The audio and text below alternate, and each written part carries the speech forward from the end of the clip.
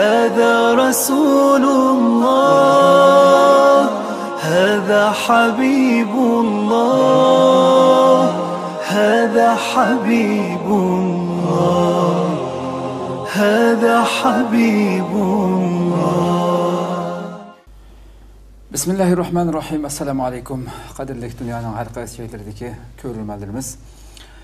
Mana bu Rasulullah programımızın 6. sanını görüşünlərine qızğın qarşılayırıq. Mən Abdullah Yalqub.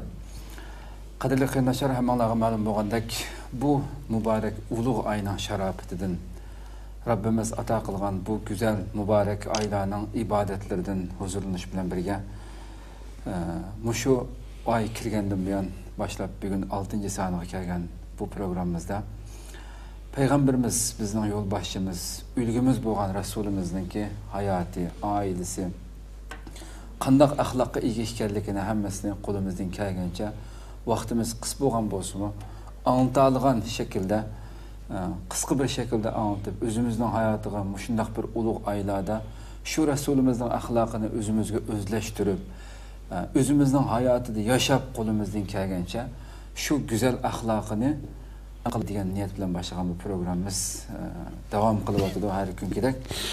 Bugunmi Rabbimning bu kunga, bu sharofatga, hurmatga ega qilganligi uchun ko'pdan-ko'p rahmat etish bilan programmamizning doimlik mehmoni, hurmatli Sharq Turkiston ulamolar birligining a'zosi, hurmatli ustoz Habibulloh Ko'staniyni taklif qildik. Qimmatli vaqtdan chiqarib kelganligi uchun oldindan ko'pdan-ko'p rahmat etamiz. Sizlarga rahmat. Allah razı olsun. Qarindashimizga asl tuqilgan narsalar, qanday bir savollar bo'lsa, ekran oldida chiqayotgan nomerlar orqali yo'llasanlar, biz qo'limizdan kelgancha javob berishga tirishimiz yoki ayrim programma shaklida yoki programma jarayonida oldimizga kunlaydi degandek. Bugun biz ana temamiz bugungi 6-sonimizda Rasululloh qo'shinlari bilan degan tema to'xtalsak deyman. Tunugunki biz Resulullah'ın ailesi, farzandlarga qanday muomala qiladigan to'xtalgan. Albatta bir inson bo'lish sifatimiz bilan mayli nerede yashaydi, dunyoning nerede yashaydi. Qo'shnidan ayrilib yashashi inson bilan yashash munosabati bilan mumkin emas. Davomli shular bilan munosabat qilib yashaymiz. Bu sohani Payg'ambar alayhissalom inson haqiqatan hayron qoldigan darajada hatta xuddi qo'shninniki miros oldigan darajaga berib qoldigan sahobalar ayni deb ketgan. Shun biz eng boshda shuni kirsak Payg'ambar alayhissalom qo'shnilar bilan qanday o'tadi, yani qanday muomala qiladi. A'udhu billahi minash shaytonir rojim. Bismillahir rohim. Alhamdulillah vassalatu vassalamu ala rasulillah va ala alihi va sahbihi va man wala. Endi biz bu Ramazonni hammamiz ulug' bilamiz. Ramazan hakikaten bir ulug' ibadet, ulug' ay, ulug' kun, ulug' daqiqalar. Endi bu Ramazan bizga mana murasim xarakterlik bu qasa qat'iy bo'lmaydi. Evet. Yani bizningki Ramazandinki burunqi halimiz bilan Ramazandan keyingi halimiz o'xshash bo'lib qolsa bo'lmaydi. Chunki bu Ramazanning bizning hayotimizda chuqur aks ettirgan ijobiy taraflari bo'lishi kerak. Jumladan bizning qo'shnilar bilan bo'lgan aloqamiz. Endi bu qo'shna hayotimizda bak muhim bir tema. Rasul akram sallallohu alayhi vasallam bir qo'shni edi. Qo'shnisi Yahudim bati, musulmon bati, boshqa millatlar bati.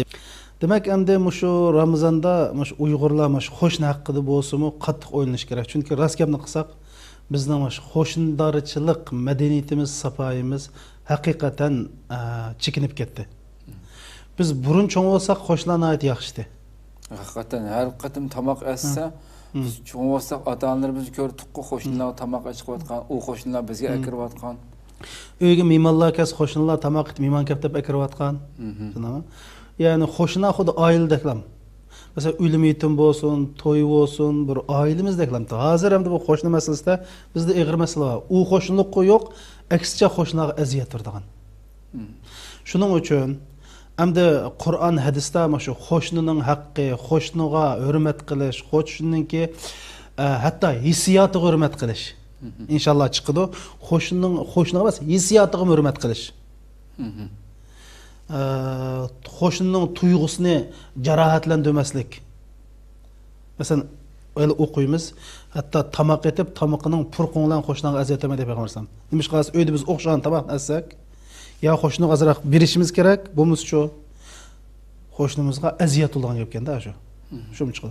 Demak, Qur'on hadisda bu qo'shin to'g'riliq kelgan oyatlar, hadislar bak chiqqandi.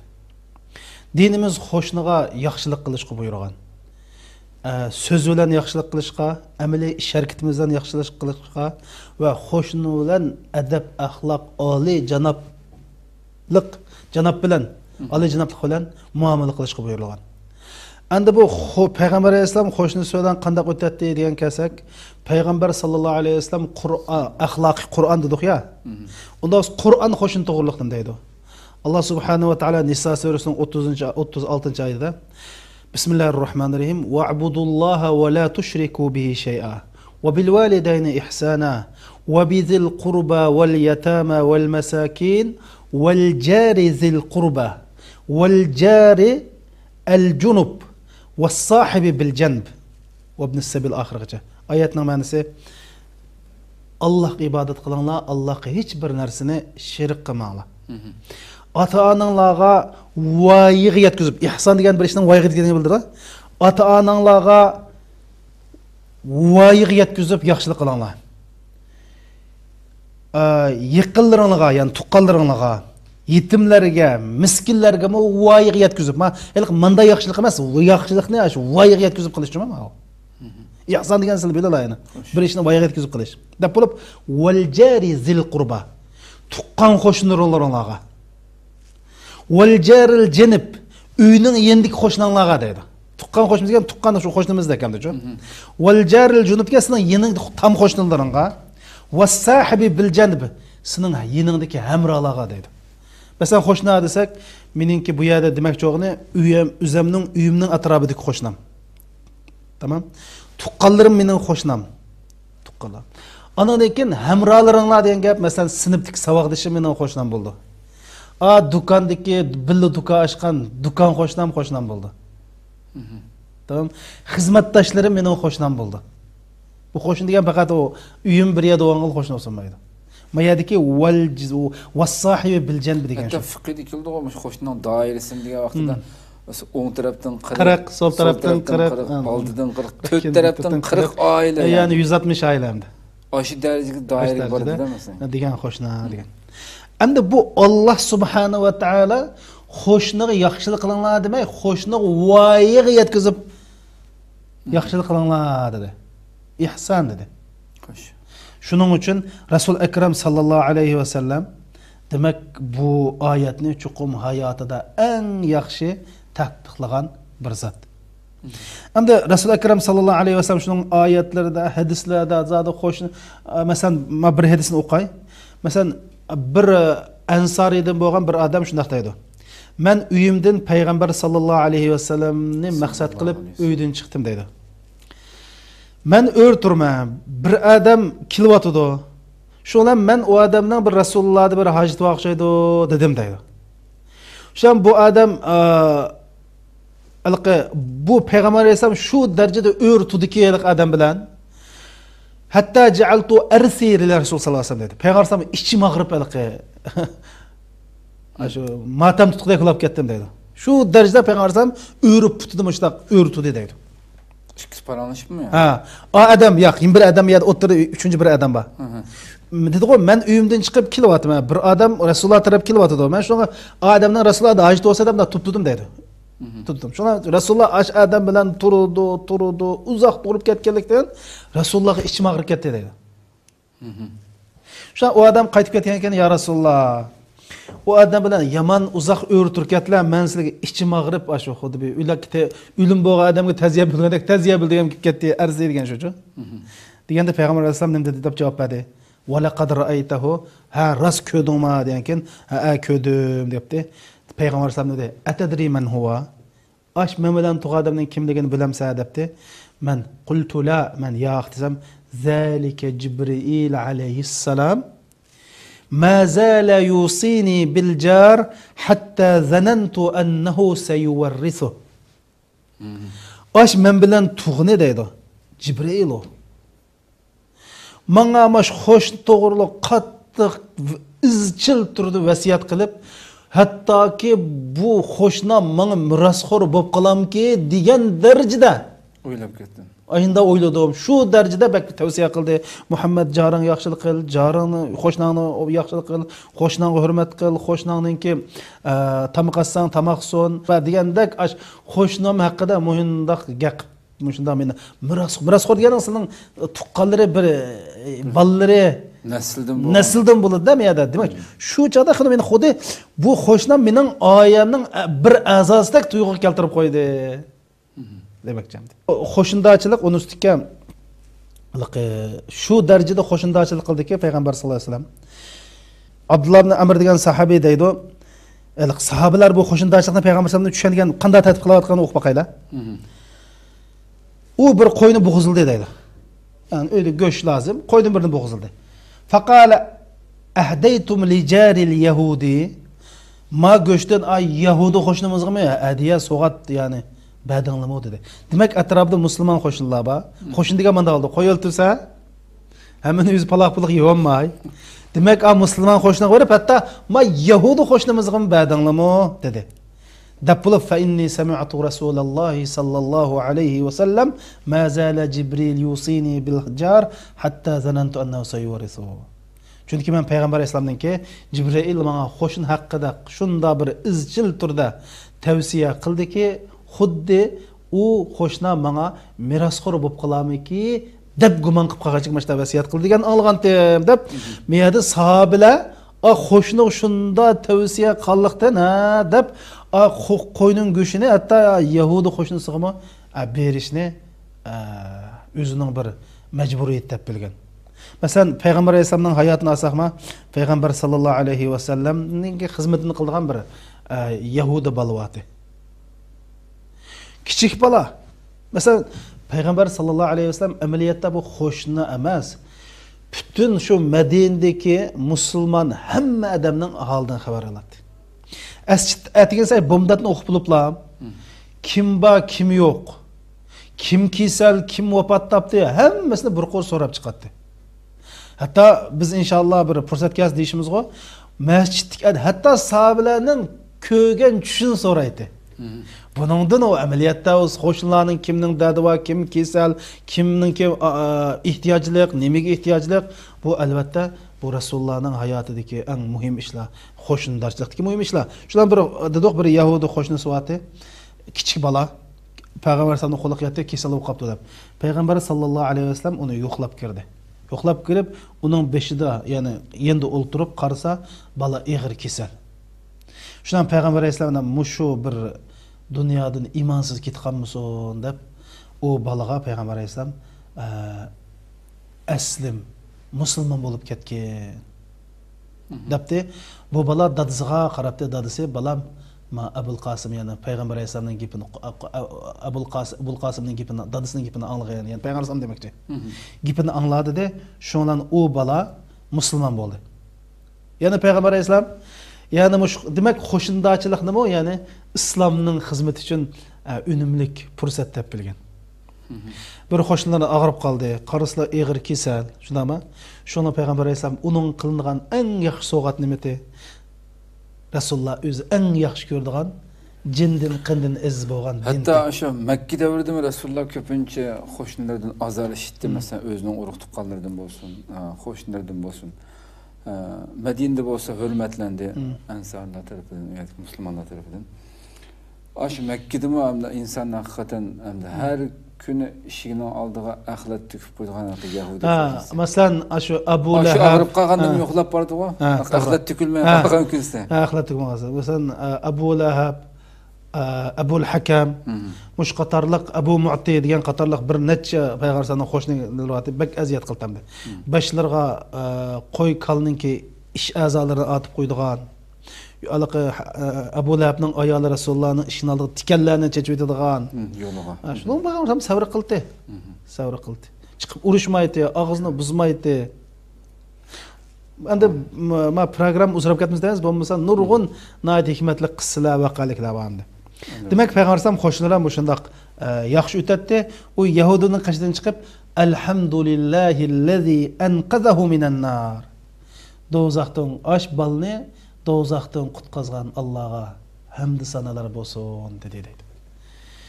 Demek Peygamber Aleyhisselam aşı kichik bir Yahudi balını yo'qlagan qaragan chaqda cho'nglar ag'rib qolsa, boshqalar ag'rib qolsa yo'qlaydiganligi, ya'ni musulmonning haqqi shu hamda. Shuning uchun bu qo'shindachilik Rasululloh o nayt bak yaxshi qilgan hamda. Shuni hatto Bani Avf qabilasi she'r to'qigan-ku. Muhammad Aleyhisselamdek qo'shnimiz va deb aşı she'r o'qiganlar va. Xo'sh. Faxrlanib. Xo'sh, endi islomda qo'shni haqqi nima uchun shuncha bola muhim? Peygamber sallallahu nurg'un hadislarda nayt tafsili holatda hatto jannatga kirolmaydi, iymon etgan bo'lmaydi degandek hadislar bor. Hamda chunki islomning asli maqsadi xotirjam, baxt saodatga to'lgan bir illiq jamiyat paydo qilish. Va shundaqla islomda adab, axloqni umumlashtirish, insoniyatni ittifoq bir holatga akilish. Masalan, Uyg'urchadan bir gap bor, yiroq tuqqandan yaqin qo'shning yaxshi. Yiroq tuqqandan yaqin qo'shning yaxshi. Nima degan gap? Darhol 5-kun tushgan vaqtida yaqin qo'shning asqatadi. Shunaqo, masalan, darhol ehtiyojing tushgan vaqtida yaqin qo'shning asqatadi. Shunga iliqi o'ylishdan burun qo'shningni al deydi. Bu nimani ko'rsatsa, qo'shnining bir inson hayotida muhim ekanligini bildirdi. Albatta. Qo'shni muhim. Chunki sizlar qo'shni degandan sizlarningki kirib chiqayotganlarni biladi, ichki sirlarini biladi. Shuning uchun qo'shniningki sizning hayotlaridagi o'rnining muhim bo'lganligidan islom shuni bu qo'shni nihoyat muhim o'rin qo'ydi. Hatto qo'shniga yaxshilik qilish iymonning bir parchasi qilib o'tdimi? İmanның bir parçası. Mesela Resul-i Ekrem sallallahu aleyhi ve sellem ne deydi? Men kana yu'minu billahi vel yevmil ahir felyuhsin ila cari. Öyle baksa Allah'a iman etsen deydi.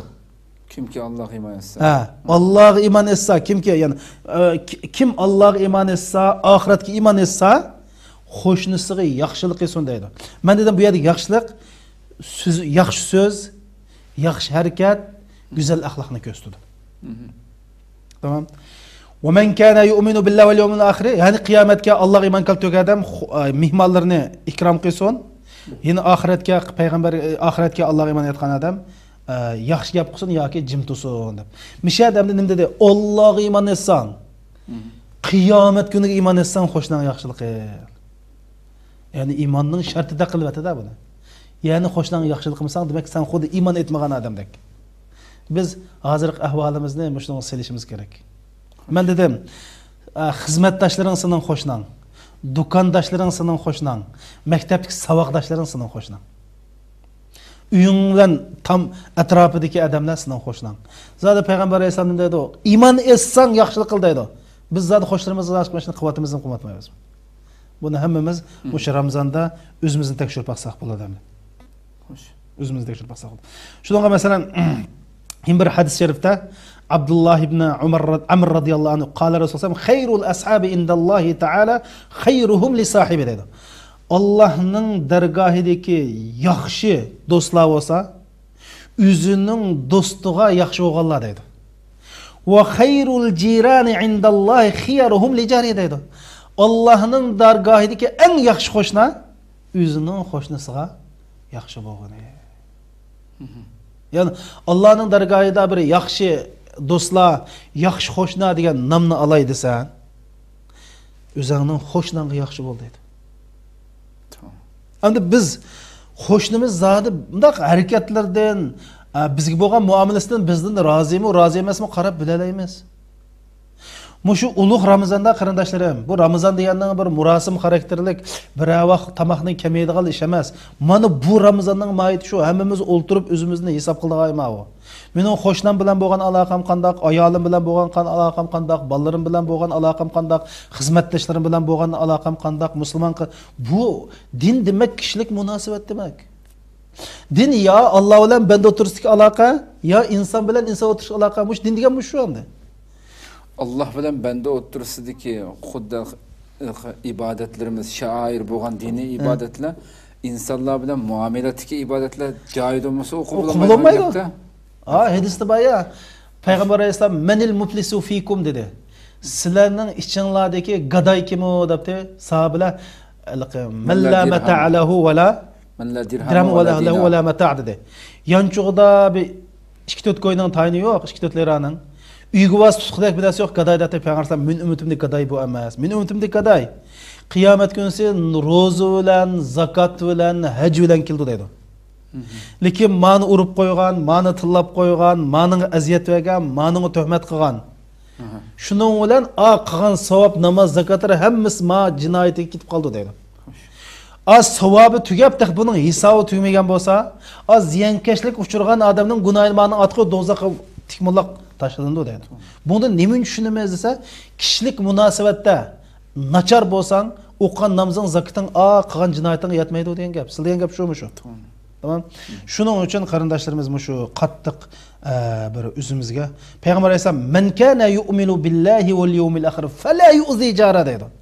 Sen Allohga qiyomat kuni iymon etmasang qo'shniga aziyat etma dedi. Tamam.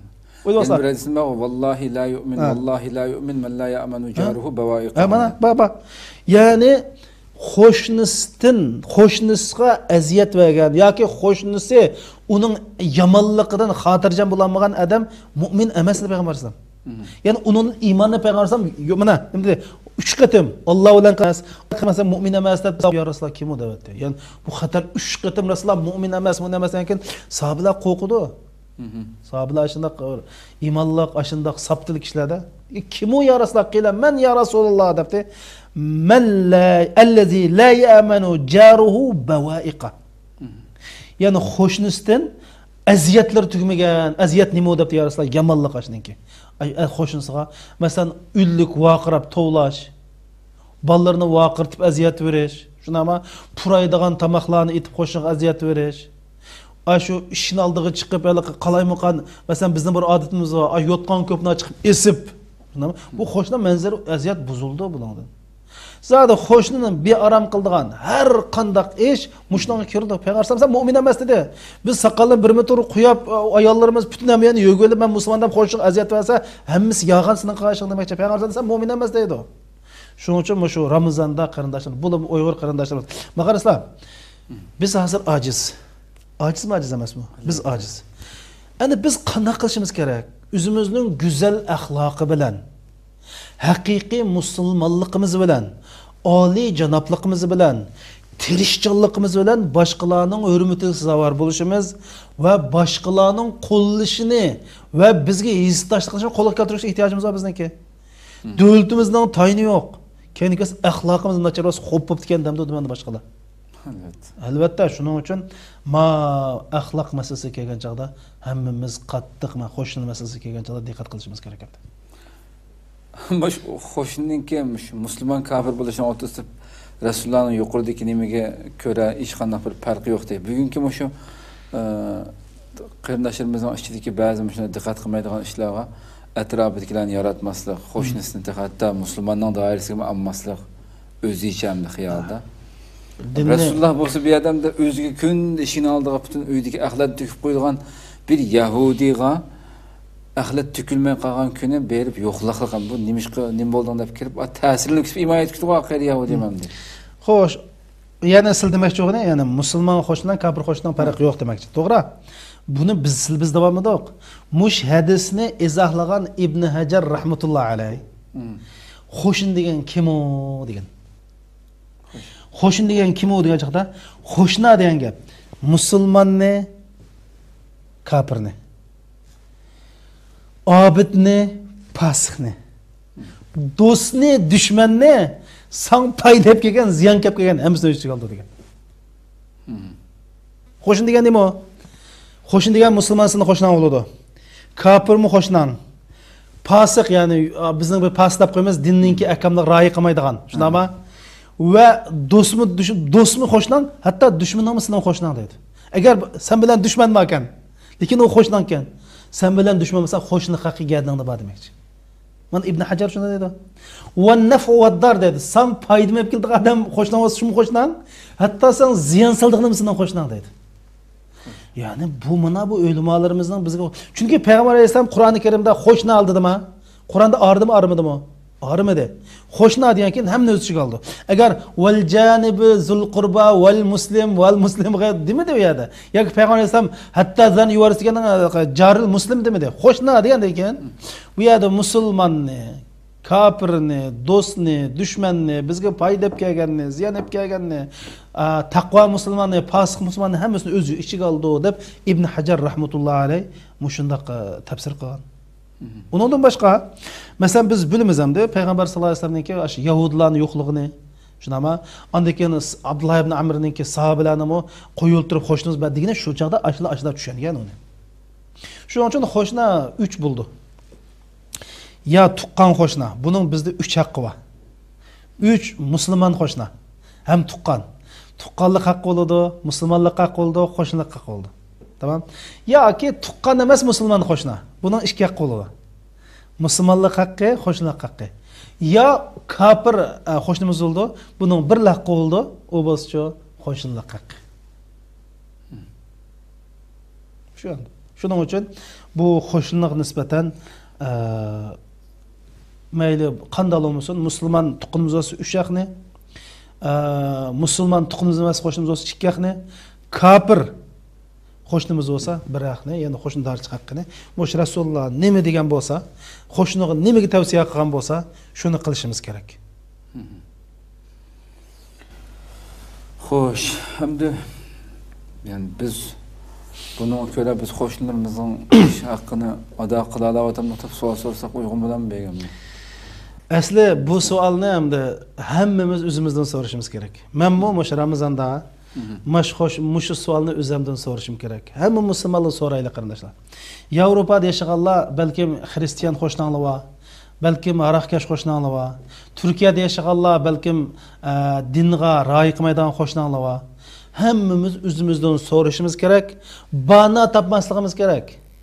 Ma qo'shnam pasiq, ma qo'shnam eski, ma qo'shnam undaqchi dedim ya dedi-ku. Qanday qo'shni bo'lishdan qat'iy nazar sening majburiyating islom ko'rsatgan qo'shnidarchilik majburiyatini ado qilish.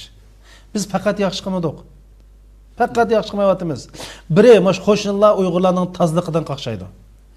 Ikkinchisi ovozliq ashtaz telefonni qo'lga olib shunama telefon qilib taz ullik qildi. Andan keyin uyda gaplashmay, ishning oldiga chiqib yarim soat gaplashadimdi. O'ylab baqsizlar.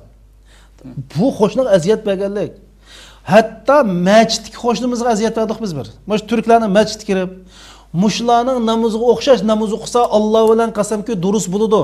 U qo'lni ko'tarib amin deb tovlab, putini kiyirib olganlik bir namozning bir hech qancha jiqish emas, u faqatlan bir mustahab amallar hamda.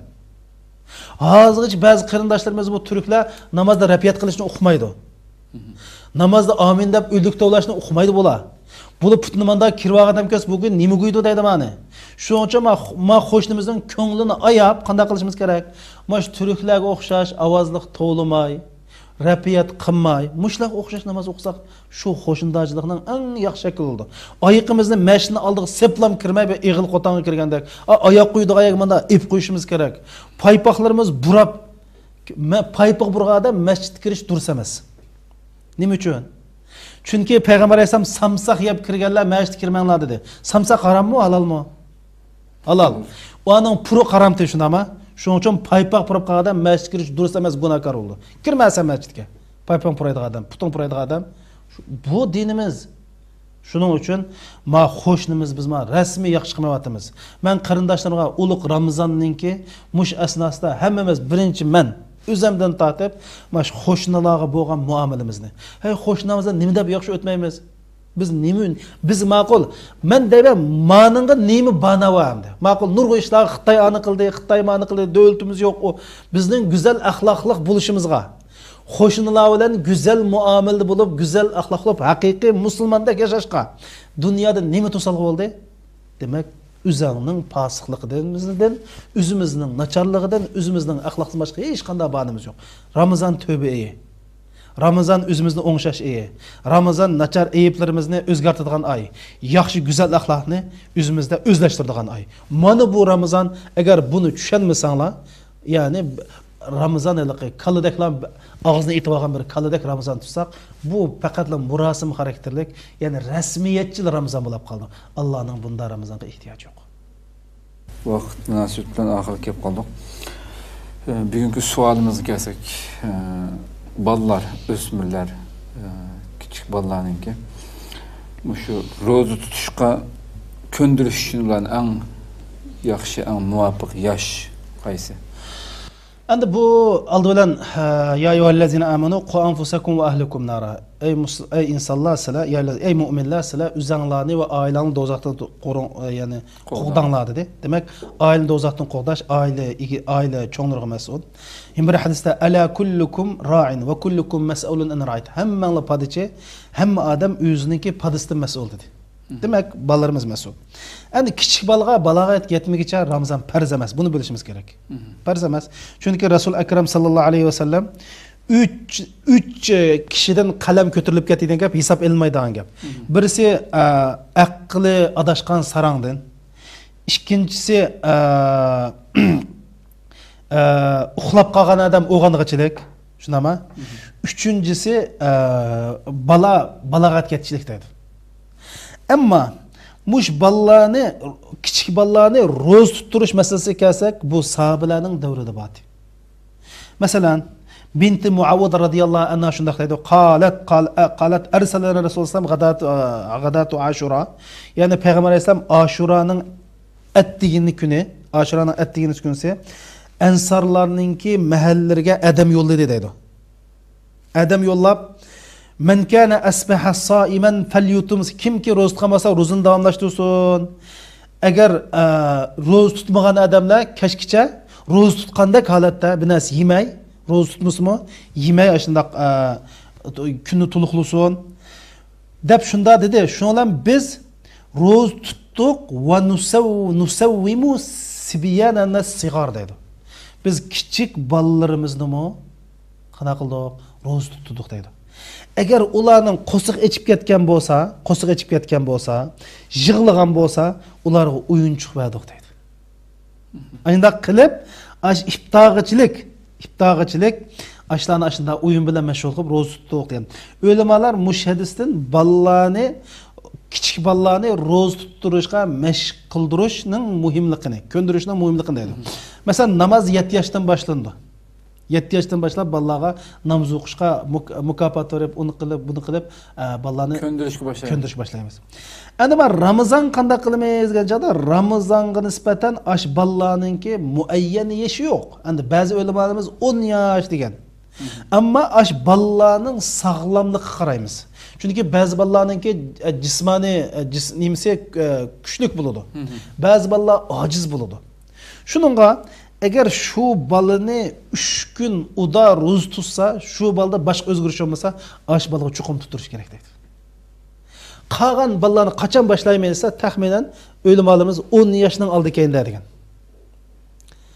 Ama balağat gelse, mesela şu bal ihtilam olsa, yani az bazı avratlarga, nimelerge tükünse, bu balağat yetken buldu degen ihtilam olsa. Şunun için mesela hatta bu vaqtda hadisim bağımdı. Bir hadislar var.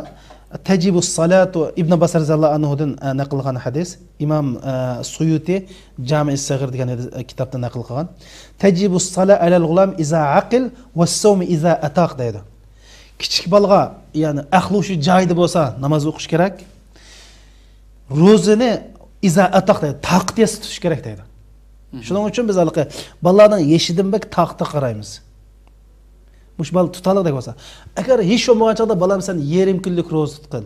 Aslında tedrici yerim gün roz tutqın balam. Sen bugün esirgiçlik roz tutqın balam.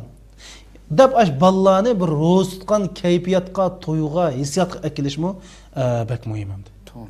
Şunun için Allah subhanahu wa ta'ala hammamizning ballarının muşnaq yaxshi musulmon bo'lishga, maşa Ramazonda ballaga bir Ramazon tuyg'usi, masalan shu Ramazonda ballarni kollektiv iftar qildirish bek muhimchu. Maşa Avropada qarindoshlar bo'lsa, maşa ballaga bir kollektiv naati yaxshi iftorlik berish. Voy balam kimni iftor qiling deb, ballar ro'za tutmasmi iftor kayfiyatida bu kayfiyat bilan bu havoda yashasa, endi ballarga shu Ramazon tarbiyasi bo'ldi shu. İnşallah Rabbim hayırlık evlatlar, farzandlar nasip olsun. Amin. Ve hoşuna hakkını bir alaydı Allah'dan olsun. Elbette vaktimiz az boğallık için az toxtaldık. Hakikaten kadirli kıyırnaşırımız qo'shnining haqqini so'zlab kelsak, ya'ni faqat Rasulullahning og'zidan chiqqan hadisni so'zlash to'g'ri kelsa, nechilagan programma ketadi hamda.